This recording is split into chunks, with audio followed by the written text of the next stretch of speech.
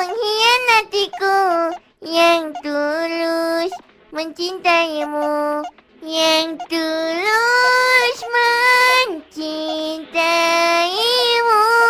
Kau tega mengkhianatiku hingga yang merasukimu entah apa.